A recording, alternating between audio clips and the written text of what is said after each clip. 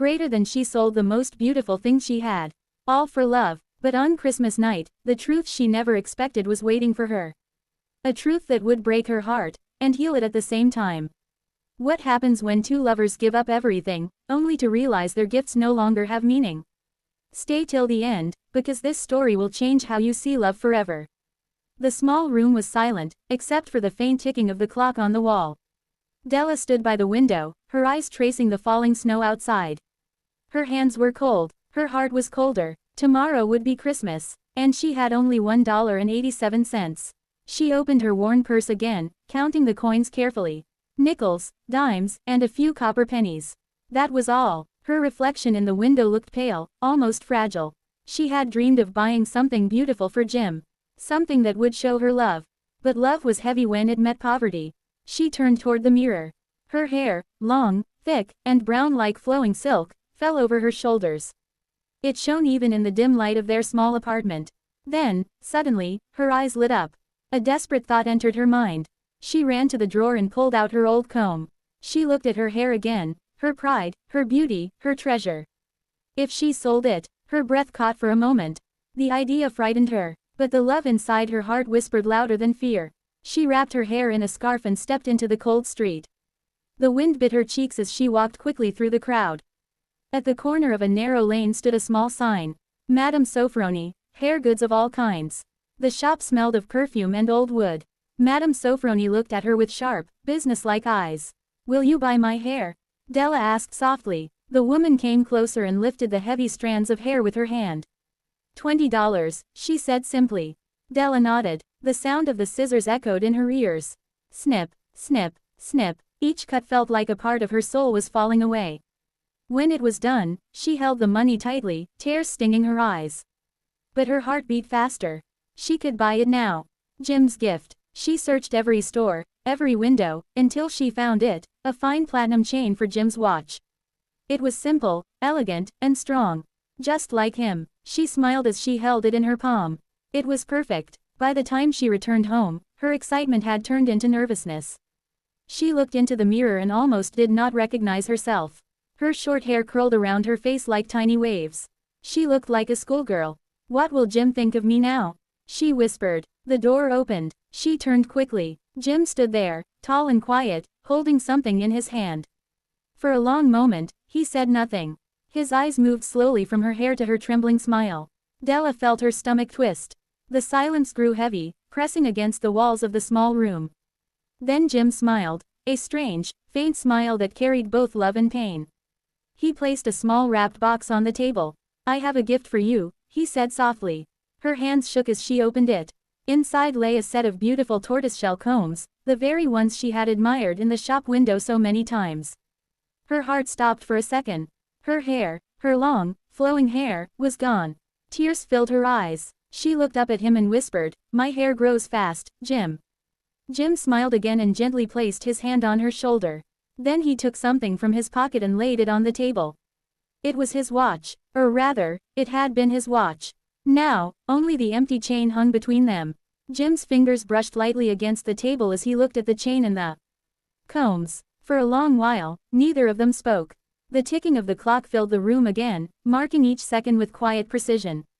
Outside, the wind howled softly through the narrow streets. Snowflakes touched the frosted window and melted into small trails of water. Della stood motionless. Her eyes glistened, not with regret, but with something deeper, the ache of understanding. She wanted to speak, to tell him that everything was worth it. But her throat felt tight, her voice lost somewhere between sorrow and joy. Jim pulled out a chair and sat down slowly.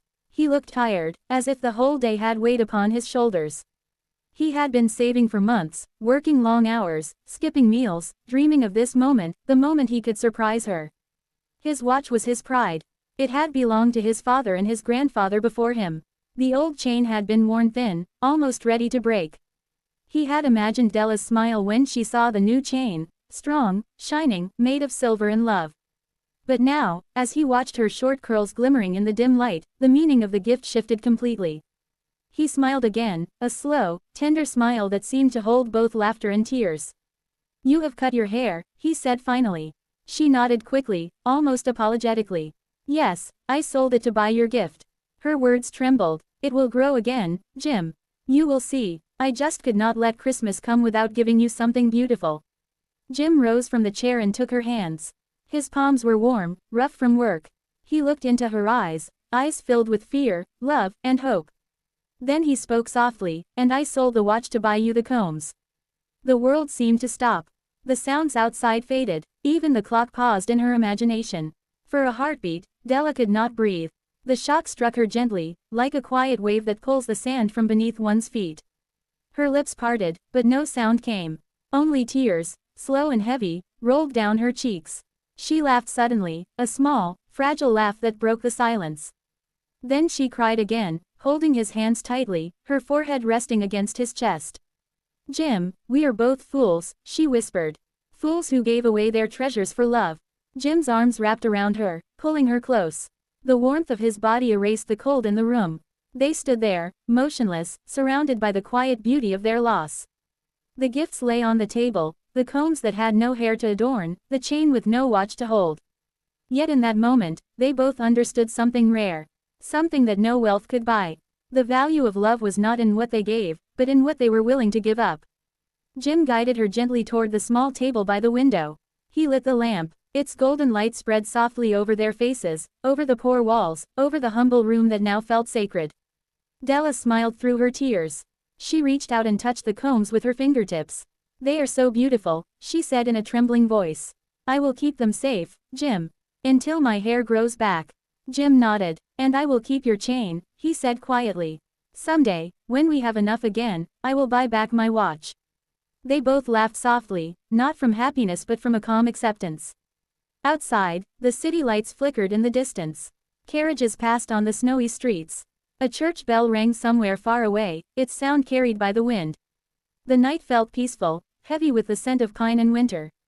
They sat together, eating the simple dinner she had prepared, bread, a little meat, and hot tea. No golden dishes, no luxury, only warmth and love. Every now and then, Della glanced at him, memorizing the curve of his face in the soft light. Jim caught her looking and smiled. Neither spoke of the gifts again. In that silence lay all the words that mattered. The world outside might call them foolish. But in that small apartment, among cheap furniture and fading wallpaper, two hearts had discovered the purest form of wealth. Della rested her head on Jim's shoulder. Her eyes grew heavy, the warmth of his presence wrapped around her like a soft blanket. She whispered faintly, Merry Christmas, Jim. Jim looked down at her and kissed her forehead. Merry Christmas, my love. The lamp flickered once and then steadied, casting a golden glow on the chain and the combs that rested side by side.